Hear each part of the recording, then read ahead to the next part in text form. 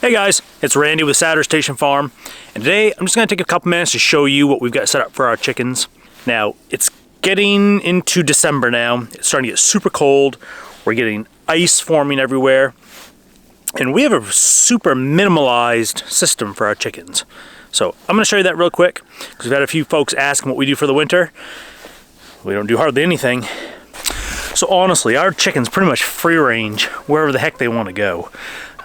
This greenhouse here is our farrowing barn. We bring our sows in to have their piglets, but the chickens will just naturally hang around this whole area. Once there's snow on the ground, they don't want to go outside and get their feet cold. They're kind of dainty like that. Otherwise, they pretty much utilize this greenhouse to roost and loaf around in.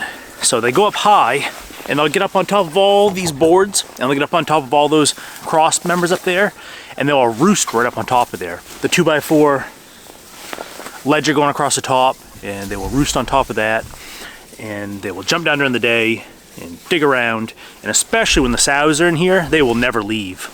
This time of year, they're going down to visit the sows, visit the pigs. They'll come back in here to gather the elements. But really, it's just basically a three-sided structure. You can see at the end where there is the end door is open. Now, once we start getting really big blowing snows in the middle of winter, I will close that off just to stop blowing snow coming in, and it does stop a lot of gusts coming through. But then the other side is basically open throughout the whole winter. A lot of sun comes in, so it warms them up during the day. Chickens and all animals, they can be wet or they can be cold, but they can't be wet and cold, right? It's a recipe for hypothermia. And this year they're trying to conserve as much energy as they can. So with the shorter day length, I mean, we're December 2nd here, egg production has basically dropped. They have converted energy expedition from egg production to warmth and conserving calories. So some of them now are taking a break on their egg laying, and they're starting to molt, and they're gonna put on new feathers, and they're just trying to stay warm, and they don't have an excess of calories for egg production. Now I can artificially change the environment and put in lights and force them, but we're not an egg intensive operation where we need to be cranking out eggs all the time.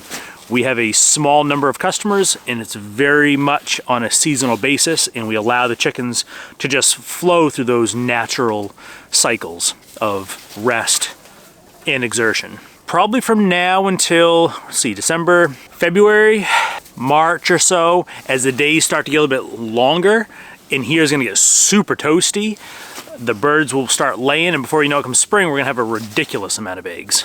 And so the trick then will be obviously saving that excess of eggs when they're available to have them when they're not available, obviously. So the setup can be pretty simple. Keep them out of the wind, keep them out of the rain, or at least have a place where they can go outside and rummage around and then get back in and get dry. Give them a place to get up and they can roost. Maybe a place down lower where they can lay their eggs. We've got a couple nest boxes over here where they can get to. They're high enough that the piglets can't get into them. So the sows we can stack two animals inside one structure to help kind of spread things out. We do have a feeder of sorts. It's actually where the piglets automatic feeder is. Nate's been using it lately to feed chickens and a little bit of oyster shells just to supplement their diet. They mostly steal from the pigs down in the compost pile, so we don't really feed hardly any grain at all. They're pretty much what they can forage for and what they can steal from the pigs in the compost pile. And of course we load a straw in and then they go crazy, eating all the little straw seeds that are in there and little bugs. And if we get hay, there's all little hay seeds in there.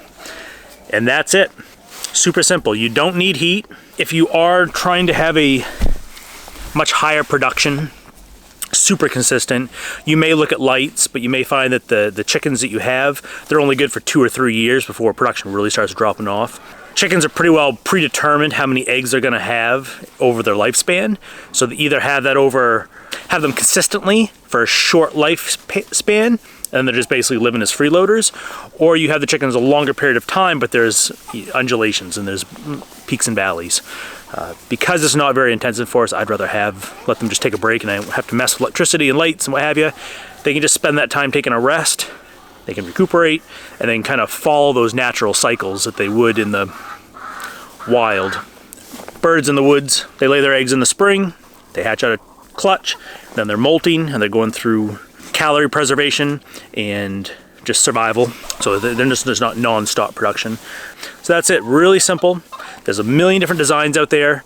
Keep your birds out of the wind, keep them dry, give them a place to roost at night, give them a place to have some eggs, some water and food. Honestly, we just get the bottom of a 50-gallon barrel, cut the bottom off. It's over by the frost-free spigot. A lot of times I'll just top that off a little bit. Hershey will come drink out of it. The chickens will come drink out of it. They'll find puddles after it rains. They're stealing from the pigs. They really are. If you allow them the opportunity to go be wild, to just go and express their instincts, their innate behaviors, they will do it. If you allow them the opportunity to go out and learn and to experience the world and act like a wild bird or a wild animal, they will do it. They'll still have some semblance of domestication coming back, and when they're really hungry, they'll follow Nate around when he has a feed bucket. But as much as they can kind of approximate a wild existence while still within the confines of a domestic operation, that's kind of that line that we're trying to ride, you know? The confluence of free and not free. It's kind of a metaphor for people. So, anyway, that's it, guys. Hope this helps you out. And I'll talk to you later.